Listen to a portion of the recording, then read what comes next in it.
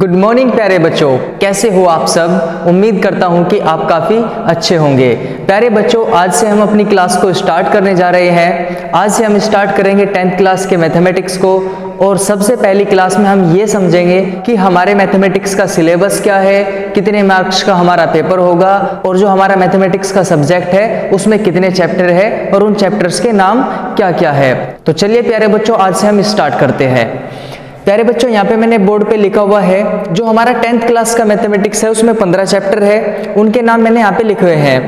पहला चैप्टर वास्तविक संख्याएं है, दूसरा चैप्टर बहुपद, तीसरा चैप्टर दो चर वाले रैखिक समीकरण युग्म, चौथा चैप्टर द्विघात समीकरण, पांचवा चैप्टर समांतर श्रेणी, छठा चैप्टर त्रिभुज, सातवां चैप्टर निर्देशांक ज्यामिति, आठवां चैप्टर त्रिकोणमिति का परिचय, नौवां चैप्टर है त्रिकोणमिति के कुछ अनुप्रयोग, 10वां चैप्टर है वर्ग, 11वां चैप्टर है रचनाएं, 12वां चैप्टर है वृत्तों से संबंधित क्षेत्रफल, 13वां चैप्टर है पृष्ठीय क्षेत्रफल और आयतन, 14वां चैप्टर है सांख्यिकी और 15वां चैप्टर है प्रायिकता।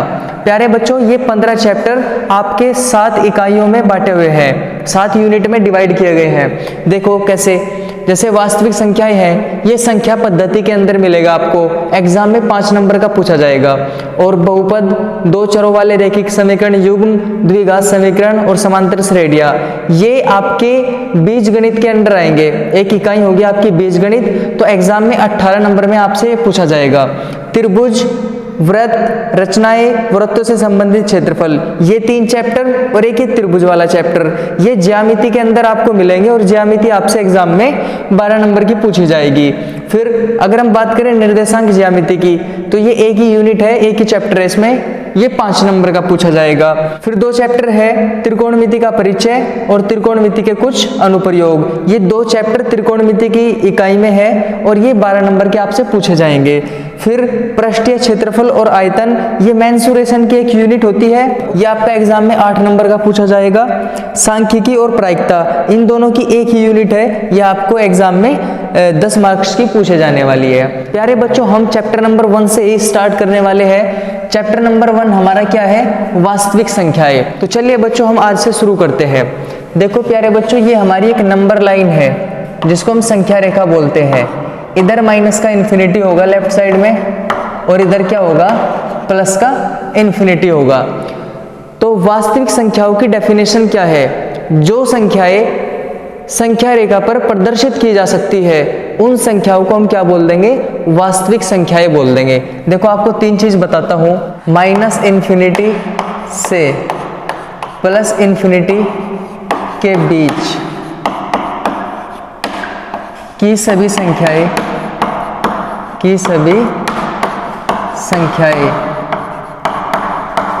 वास्तविक संख्याएं होती है, वास्तविक संख्याएं होती है। अब इसके बाद दूसरी बात समझिए,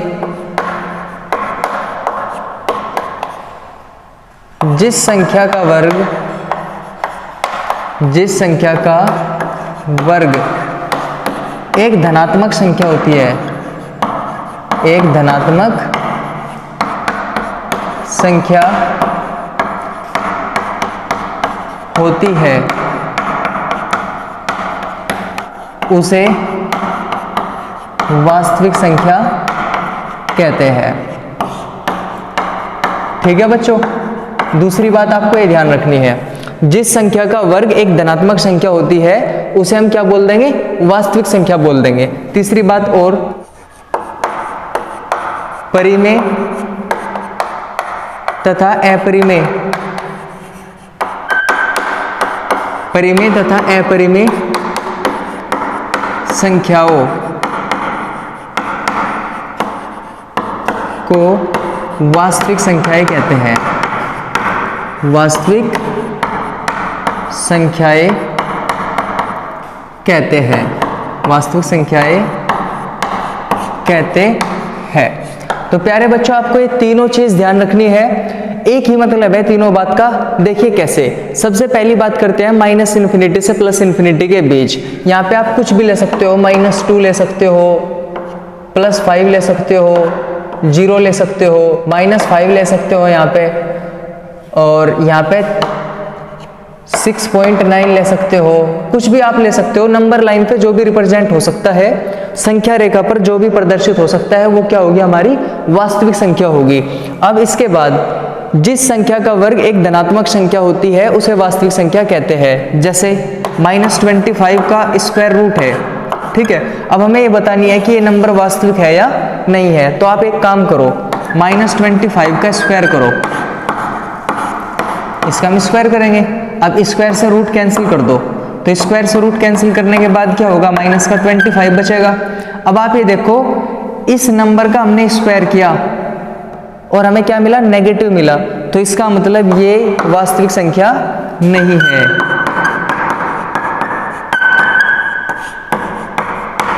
वास्तविक संख्या नहीं है। आई बात समझ में बच्चों? तो ये था हमारा दूसरा स्टेटमेंट। अब तीसरी बात समझते हैं, परिमेय तथा अपरिमेय संख्याओं को हम वास्तविक संख्याएं कहते हैं। तो प्यारे बच्चों, हमें अच्छे से समझना पड़ेगा कि परिमेय संख्या क्या होती है, अपरिमेय संख्या क्या होती है। तो चलिए अब हम परिमेय और अपरिमेय समझ लेते हैं। जो संख्याएं P/Q के रूप की होती है,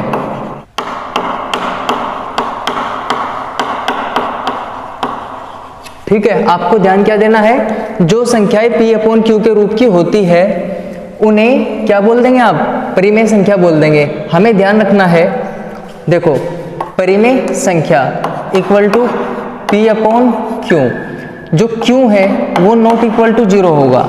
अंश बटे हर के रूप की कोई भी संख्या क्या होगी, परिमेय संख्या होगी। लेकिन जो उसका हर है, जो उसका डेनोमिनेटर है, वो नॉट इक्वल टू क्या होना चाहिए, 0। P/Q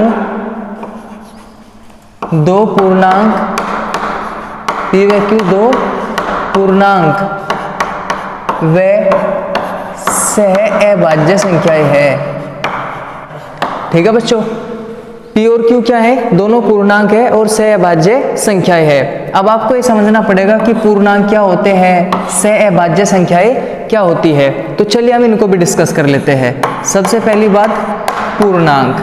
पूर्णांक को हम क्या बोलते हैं, इंटीजर्स। पूर्णांक हमारे होते हैं इंटीजर्स। तो देखो इंटीजर्स क्या होंगे,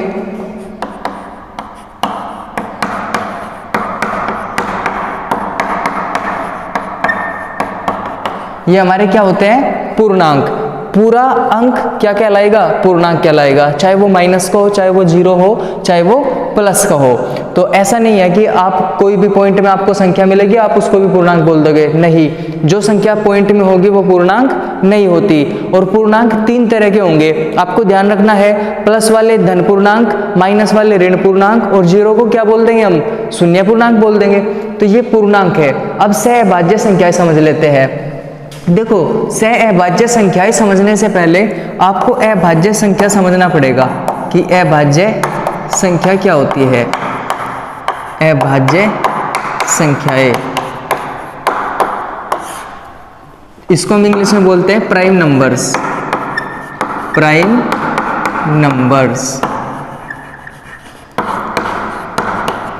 जिन संख्याओं के केवल 2 फैक्टर होते हैं, जिन संख्याओं के केवल 2 फैक्टर होते हैं उन्हें अभाज्य संख्याएं कहते हैं। ध्यान रखना है, आपसे कोई भी पूछ सकता है कि अभाज्य संख्या किसे कहते हैं। अब हम कुछ एग्जाम्पल देखते हैं इसके, जैसे 2, 3, 5, 7, 11, 13, 17, 19 एंड सो ऑन, और आगे तक हम इसी तरह से ले सकते हैं। देखो, कई बार बच्चों से पूछा जाता है कि सबसे छोटी अभाज्य संख्या बताओ क्या होगी। तो आपको ध्यान रखना है, सबसे छोटी अभाज्य संख्या क्या होगी, 2 होगी। अब अधिकतर बच्चे क्या जवाब देते हैं कि 0 होगी, या कुछ बच्चे जवाब देते हैं कि 1 होगी। देखो, ना तो 0 होती है और ना ही 1 होती है सबसे छोटी अभाज्य संख्या। सबसे छोटी अभाज्य संख्या होती है 2। देखिए कैसे, हमने क्या कहा है कि जिन संख्याओं के केवल 2 फैक्टर होते हैं, देखो ये 1 है, 1 का तो सिर्फ एक ही फैक्टर है ना, 1 तो 1 से ही कैंसिल होता है। हम बात किसकी कर रहे हैं, पूरे पूरे डिविजिबल होने की, पूरा पूरा डिवाइड होने की बात कर रहे हैं हम। जैसे 2 है, 2 एक तो 1 से कैंसिल होगा और एक 2 से कैंसिल होगा, तो 2 के कितने फैक्टर हुए, 1 और 1 2। अब यहाँ पे 3 को देख लो, 1 और 3, ठीक है ना, तो 3 के भी 2 फैक्टर है। 5 को देख लो, 5 का एक फैक्टर तो 1 होगा और एक फैक्टर 5 होगा। अब जैसे हम बात करें 4 की, तो जो 4 है, 4 के यहाँ पे 3 फैक्टर होंगे, 1 से भी कैंसिल होगा ना, 2 से भी कैंसिल होगा और 4 से भी कैंसिल होगा, तो 4 के तो 3 फैक्टर है, तो इसलिए 4 प्राइम नंबर नहीं है। 7 की बात करो, एक तो 7 ही है और एक 1 है, तो जिस नंबर के केवल 2 फैक्टर होंगे उसको हम क्या बोल देंगे, अभाज्य संख्या बोल देंगे। बात समझ में आ रही है। अब बात करते हैं हम सहअभाज्य संख्याओं की।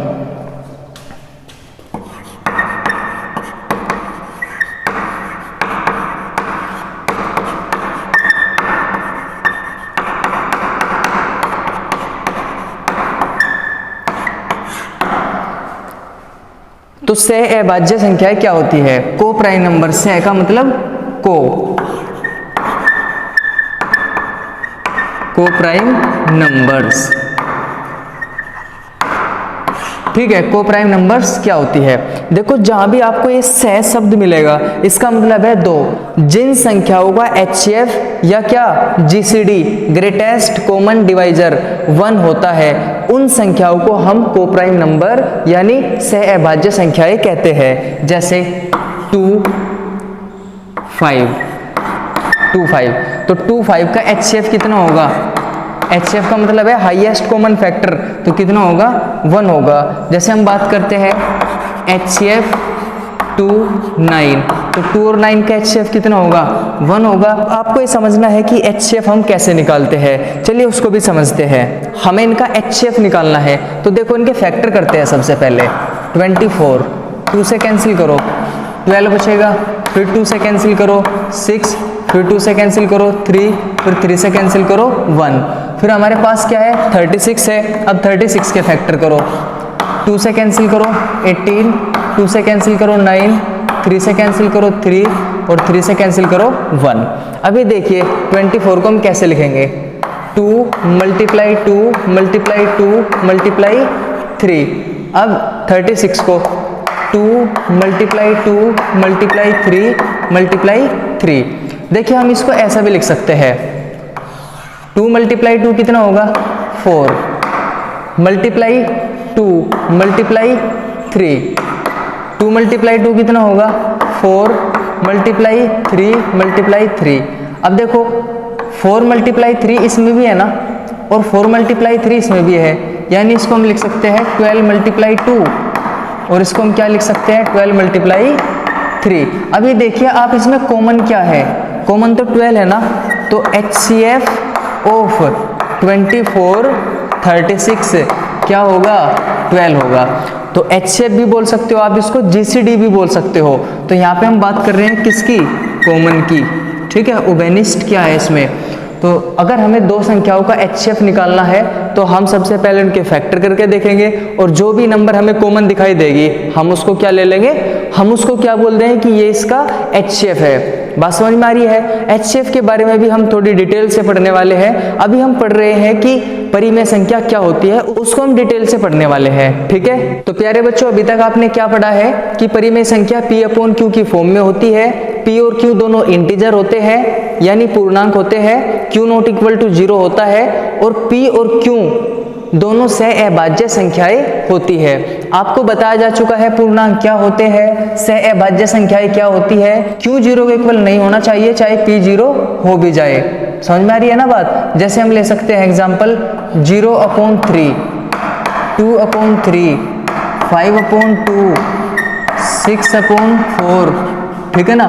तो इस तरह के जो नंबर है वो क्या होंगी, वे परिमेय संख्याएं होंगी। आप चेक कर सकते हो P/Q की फॉर्म में है सभी नंबर, ठीक है ना। जो Q है मतलब जो इसका हर है, जो इसका डेनोमिनेटर है वो नॉन जीरो है, वो 0 के बराबर नहीं है।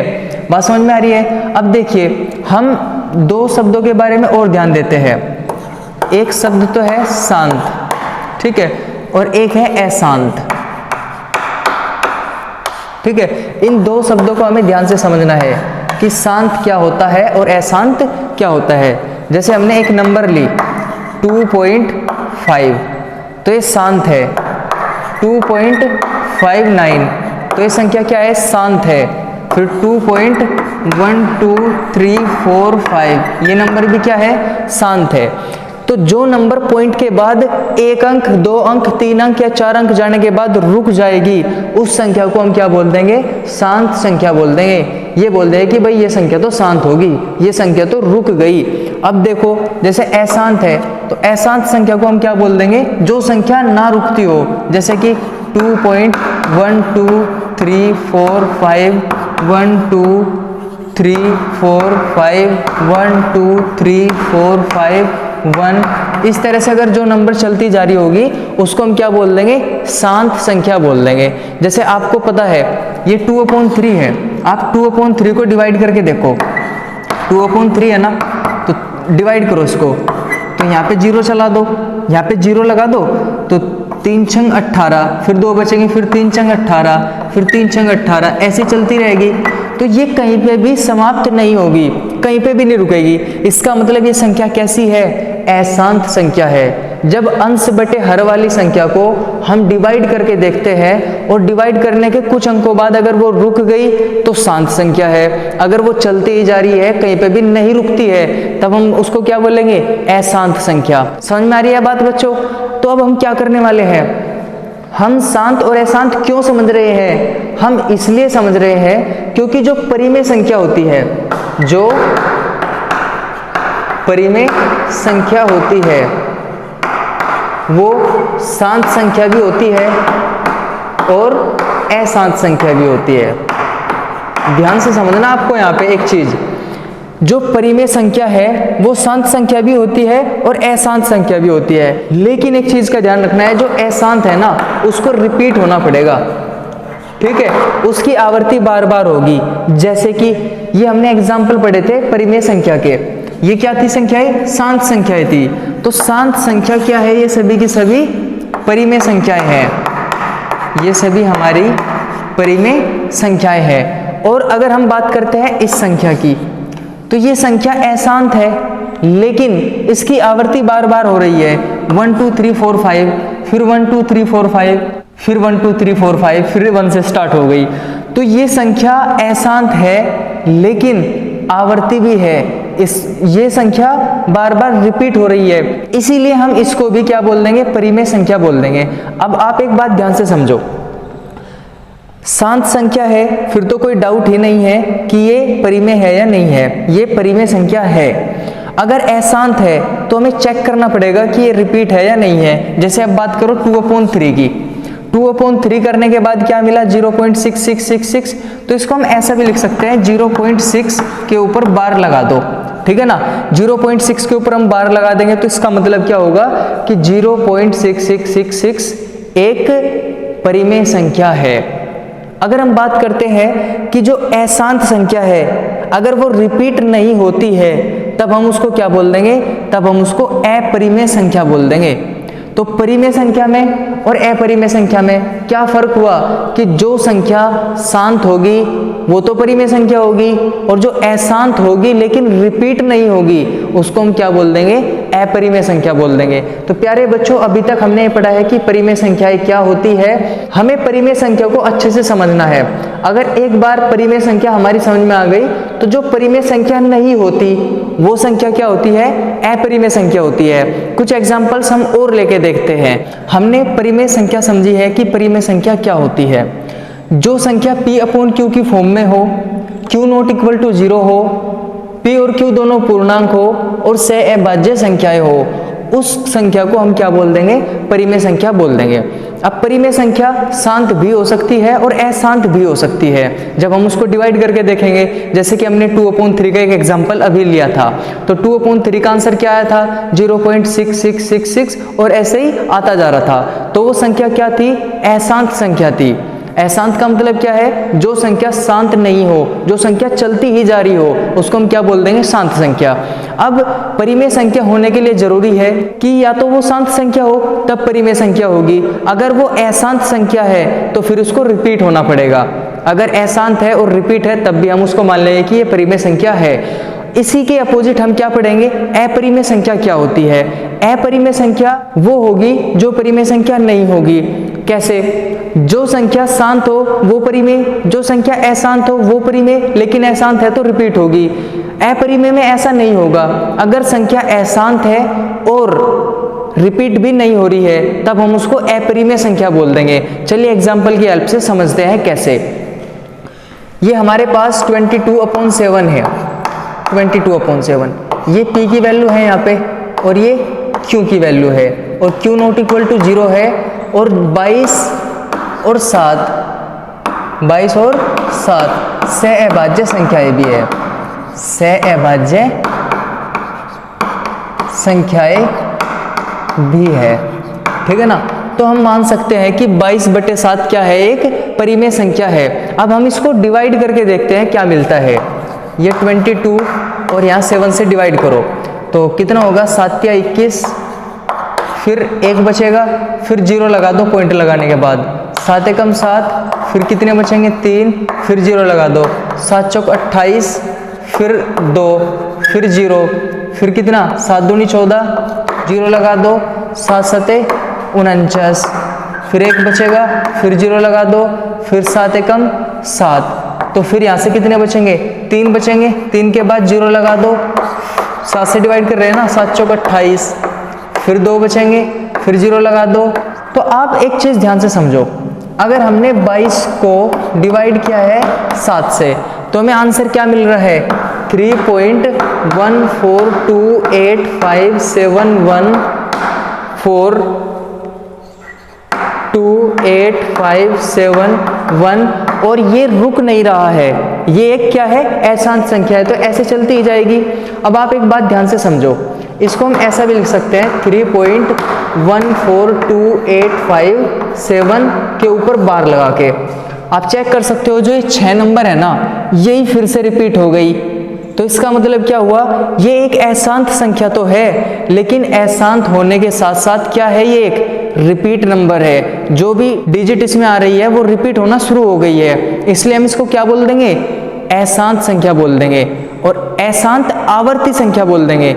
अगर 22/7 अशांत आवर्ती संख्या है तब ये क्या होगी? एक परिमेय संख्या होगी। चलिए अब हम एक इंपॉर्टेंट क्वेश्चन पे डिस्कस कर लेते हैं। इंपॉर्टेंट क्वेश्चन ये ऐसा है कि आपसे कोई भी पूछ सकता है, जैसे एक तो है हमारे पास पाई, एक हमारे पास है 22/7 और एक है हमारे पास 3.14। हमें ये बताना है इनमें से कौन सा परिमेय है और कौन सा अपरिमेय है। एक परिमेय संख्या और एक अपरिमेय संख्या, हमें उनमें डिफरेंस बताना है कि इसमें डिफरेंस क्या है। देखो 22/7 को हमने अभी डिस्कस किया है कि ये एक अशांत आवर्ती संख्या है, p/q की फॉर्म में भी है, q नॉट इक्वल टू 0 है, p और q दोनों सहअभाज्य संख्याएं भी है, इसलिए 22/7 क्या है? एक परिमेय संख्या है। बात समझ में आ रही है। 3.14 की बात करते हैं। 3.14 एक शांत संख्या है, इसलिए नो डाउट ये भी क्या है? एक परिमेय संख्या है। अब बात करते हैं पाई की। देखो पाई की वैल्यू 22/7 हम रखते आए हैं, या 3.14 भी हम रखते आए हैं, लेकिन क्वेश्चन यहाँ पे ये है कि पाई एक परिमेय संख्या है या नहीं है। तो 22/7 और 3.14 ये तो परिमेय संख्या है, लेकिन पाई क्या है? पाई एक अपरिमेय संख्या है। अब यहाँ पे एक कंट्राडिक्शन है कि ये दोनों वैल्यू जब परिमेय संख्या है और ये दोनों किसकी जगह पे आती है? पाई की जगह पे, तो पाई भी एक परिमेय संख्या होना चाहिए, लेकिन ऐसा नहीं है। अब देख लेते हैं क्यों नहीं है। देखो जो पाई की करेक्ट वैल्यू होती है ना, जो पाई की करेक्ट वैल्यू होती है वो होती है 3.14 159265 इस तरह से होती है। ये नंबर अशांत है और अनावर्ती है, रिपीट भी नहीं हो रही है। जैसे 1415, अगर 141414 आता चला जाता तब हम उसको क्या बोलते कि ये आवर्ती संख्या है, अतः अशांत होने के बावजूद भी ये क्या है, एक परिमेय संख्या है। लेकिन यहाँ तो ऐसा नहीं है, तो इसलिए हम बोल रहे हैं कि कारण ये है कि पाई की वैल्यू, ये पाई की एग्जैक्ट वैल्यू नहीं है। समझ में आ रही है ना बात? जो 22/7 है, 3.14 है, ये पाई की एग्जैक्ट वैल्यू नहीं है, पूरी फिक्स वैल्यू नहीं है, पाई की लगभग वैल्यू है ये। ठीक है, तो इसलिए ये तो परिमेय संख्या के नियम को फॉलो करते हैं दोनों, ये फॉलो नहीं करता। ये जो पाई है वो एक अशांत और अनावर्ती संख्या है, इसलिए पाई एक अपरिमेय संख्या है। आपको डिफरेंस क्लियर होना चाहिए। जैसे √2 है, तो √2 की वैल्यू क्या होगी, 1.44। हम तो ये लिख के छोड़ देते हैं, लेकिन अगर हम √2 की पूरी वैल्यू निकाल ले तो ये चलता ही जाएगा और चलता ही जाएगा, तो हम क्या बोल देंगे कि ये अशांत तथा अनावर्ती है, अशांत तथा अनावर्ती है। बात समझ में आ रही है? तो √2 क्या है, अशांत तथा अनावर्ती, इसलिए हम क्या बोल देंगे, इसको अपरिमेय संख्या बोल देंगे। ठीक है, आप एक काम करना, √3 की वैल्यू निकाल के देखना, √3 की वैल्यू आपको क्या मिलती है। तो √3 की वैल्यू अशांत मिलेगी और अनावर्ती मिलेगी। √3 की वैल्यू आप कहीं तक भी निकाल के देख लेना, कहीं पे भी रुकेगी नहीं। इसका मतलब क्या बोल सकते हैं कि अशांत है, और आप चेक करके देखना कि रिपीट हो रही है या नहीं हो रही है, तब हम उसको क्या बोल दें कि अनावर्ती है, रिपीट नहीं हो रही है, इसलिए √3 क्या है, अपरिमेय संख्या है। तो आपको ध्यान देना है कि परिमेय संख्या क्या होती है, जो परिमेय संख्या नहीं होती वो क्या होगी, अपरिमेय संख्या होगी। बात समझ में आ रही है? चलिए अगले टॉपिक को डिस्कस करते हैं। प्यारे बच्चों, जो आपका ये पहला चैप्टर है रियल नंबर्स, वास्तविक संख्याएं, इस चैप्टर को स्ट्रॉन्ग करने के लिए आपको संख्याओं के बारे में नॉलेज होनी चाहिए, आपको डिटेल से पता होना चाहिए कि संख्याएं किस तरह की होती है। चलिए हम थोड़ा और डिस्कस कर लेते हैं संख्याओं के बारे में। सबसे पहले मैंने यहाँ पे लिखा है सम संख्याएं।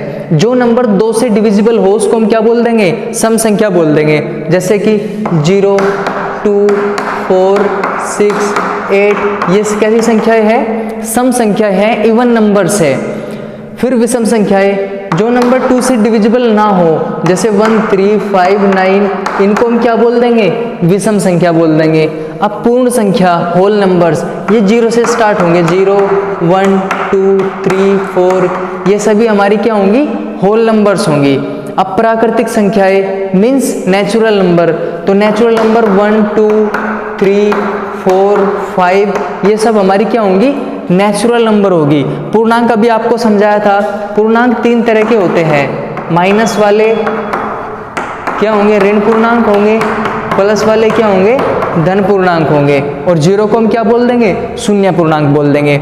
अभाज्य संख्या हमने पढ़ी थी, जिन संख्याओं के केवल 2 फैक्टर होते हैं उनको हम क्या बोल देंगे, अभाज्य संख्या बोल देंगे। कैसे, जैसे कि 2, 3, 5, 7, 11, 13, ठीक है ना, ये सभी नंबर हमारी क्या है, अभाज्य संख्याएं है। और आपको ध्यान रखना है, क्वेश्चन आपसे कोई भी पूछ सकता है, सबसे छोटी अभाज्य संख्या क्या होती है, तो सबसे छोटी अभाज्य संख्या क्या होगी, 2 होगी। ठीक है, आपको ध्यान रखना है। और ये सम संख्या भी है, सबसे छोटी अभाज्य सम संख्या 2, और केवल सम संख्या यही होगी। अब इसके बाद हम देख लेते हैं सहअभाज्य संख्याओं को। सह का मतलब है 2। देखो कैसे, जैसे 2, 5 है, ये क्या होंगी, सहअभाज्य संख्या होंगी। फिर जैसे 4 और 7 है, ये भी क्या होंगी, सहअभाज्य संख्या होंगी। जिन संख्याओं का HCF 1 हो, जिन संख्याओं का हाईएस्ट कॉमन फैक्टर या ग्रेटेस्ट कॉमन डिवाइजर कितना होगा, 1 होगा, उसको हम बोल देंगे सहअभाज्य संख्या। बात समझ में आ रही है? तो इस तरह के जितनी भी नंबर है, हमें उन पे अच्छी कमांड अपनी बनानी है, क्योंकि ये पहले वाले चैप्टर में हमारी यूज होंगी। तो प्यारे बच्चों, अब हम पढ़ लेते हैं जो हमारा पहला चैप्टर है, उसका पहला टॉपिक यूक्लिड डिवीजन लेमा या यूक्लिड डिवीजन एल्गोरिदम भी हम उसको बोलते हैं। इसको हिंदी में बोल देंगे यूक्लिड विभाजन प्रमेयिका। देखो, इसका नाम आपको अलग सा लग रहा होगा थोड़ा, लेकिन इसका यूज हमने किया है। देखो, आपने एक फॉर्मूला सुना होगा, भाज्य बराबर भाजक गुना भागफल प्लस शेषफल। ठीक है, भाज्य बराबर भाजक गुना भागफल प्लस शेषफल। ये वाला फॉर्मूला आपने यूज भी किया होगा। भाज्य को हम क्या बोलते हैं? डिवाइडेंड। भाजक को क्या बोलते हैं? डिवाइजर। भागफल को क्या बोलते हैं? कोसेंट। और शेषफल को क्या बोलते हैं? रिमाइंडर। ठीक है, आपने थ्योरम पढ़ी होगी, किसी भी संख्या को भाज्य बराबर भाजक गुना भागफल जमा शेषफल की फॉर्म में लिखना यूक्लिड डिवीजन एल्गोरिदम है, यूक्लिड विभाजन प्रमेय का है। देखिए कैसे, जैसे हमारे पास 20 है और 20 को हम 3 से डिवाइड करेंगे तो 3 6 जा, ठीक है, 18, तो 2 यहाँ पे रिमाइंडर बचेगा।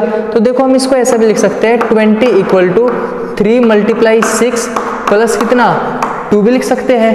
तो 20 यहाँ पे क्या हुआ? हमारा भाज्य हुआ, 3 क्या हुआ? हमारा भाजक हुआ, और 6 क्या हुआ?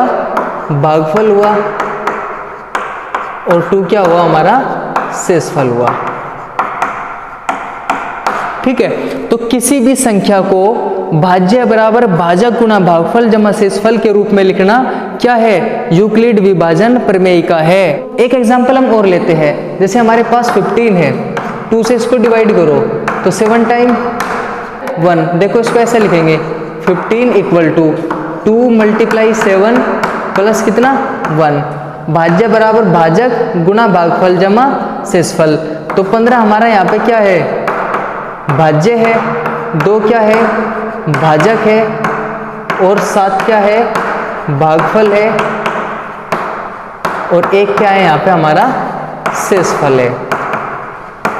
अब आपको समझ में आ गया होगा, लेकिन हम यहाँ पे यूक्लिड डिवीजन एल्गोरिदम क्यों पढ़ना चाहते हैं? देखो इसकी हेल्प से हम दो संख्याओं का HCF निकाल सकते हैं, दो संख्याओं का HCF। अब देखिए कैसे, अभी हमने कुछ देर पहले 2 नंबर का HCF निकाला था फैक्टर मेथड से। अब हम यूक्लिड डिवीजन एल्गोरिदम वाले मेथड से हम दो संख्याओं का HCF निकालने वाले हैं। चलिए दो संख्या लेते हैं हम। देखो हम HCF निकालना चाह रहे हैं 24 और 36 का, ठीक है ना। इन नंबर का हम HCF निकालना चाह रहे हैं इस वाले तरीके से। तो देखो कैसे निकालेंगे, 36 को डिवाइड कर दो 24 से। 36 को किससे डिवाइड करो? 24 से। जो बड़ी नंबर है उसको डिवाइड कर दो छोटी नंबर से। 24 1 टाइम चलेगी, तो कितने बचेंगे यहाँ से? 2 1, ये तो बचेंगे। अब इसको फिर डिवाइड करो इससे, तो 2। अब कितना बचेगा यहाँ पे? 0। तो 0 हमारा क्या है? शेषफल है। 0 हमारा क्या है? शेषफल। तो शेषफल 0 किससे डिवाइड करने पे आया है? 12 से डिवाइड करने पे। तो 12 हमारा यहाँ पे क्या होगा? HCF होगा। बात समझ में आ रही है? तो हमें उस नंबर को तब तक डिवाइड करना है जब तक 0 नहीं आ जाता। तो देखो इसे हम कैसे लिखेंगे, 36 इक्वल टू, यहाँ पे क्या था? 24। तो ऐसे लिखो उसको, 24 मल्टीप्लाई 1 प्लस कितना? 12। ठीक है, ऐसे लिख सकते हैं। अब इस 24 को यहाँ पे लिख लो, ठीक है ना। 24 और ये 12, इस पे ध्यान देना है। 24 अब 12 से डिवाइड करो, 12 2 जा 24 प्लस क्या बचेगा? 0। 0 रिमाइंडर बच गया ना, किससे डिवाइड करने पे? 12 से। तो ये तो हमारा क्या है यहाँ पे? भाजक है ना ये, तो ये भाजक है, तो यही हमारा HCF है। ठीक है, अब हम कुछ संख्या और ले लेते हैं, उनकी हेल्प से समझते हैं कि दो संख्याओं का HCF इस वाले मेथड से कैसे निकलेगा।